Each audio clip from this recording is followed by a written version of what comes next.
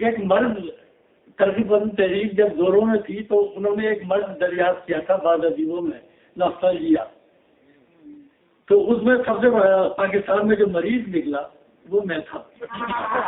تو اسی حساب سے میں ڈیکیڈنٹ، زوال پسند اور اس قسم کے رجت پسند کھلاتا تھا.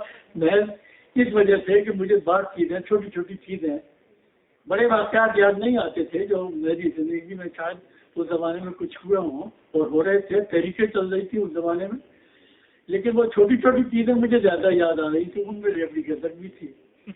تو ساتھ رائٹرز کانفرنس ہو رہی تھی اور میرا پہلا تعارف ہوا تھا گلزار صاحب سے وہاں، اور میں کہہ رہا تھا کہ میں میرٹھ نہیں جا سکا، مجھے میرٹھ ضرور جانا تھا. تو دوستوں نے پوچھا کیوں تم میرٹھ جانے پر کیوں اتنا اصرار کر رہے ہو؟ میں نے کہا کہ ایک زمانہ ہو گیا میں نے وہاں کی ریوڑی اور گدک نہیں کھائی ہے.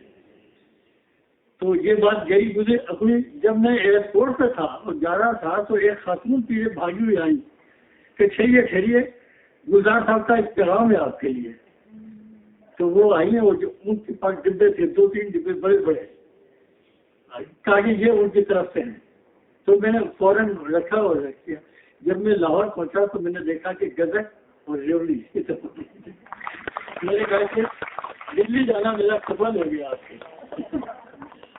تو اب اس کے بعد سے گلزار صاحب نے کی وجہ سے راجستھان کی گدک اور ریوڑی بھی میں نے اس کا بھی ذائقہ چکھ لیا ہے. علی گڑھ کی ریوڑی گدک جو ہے وہ بھی ہے.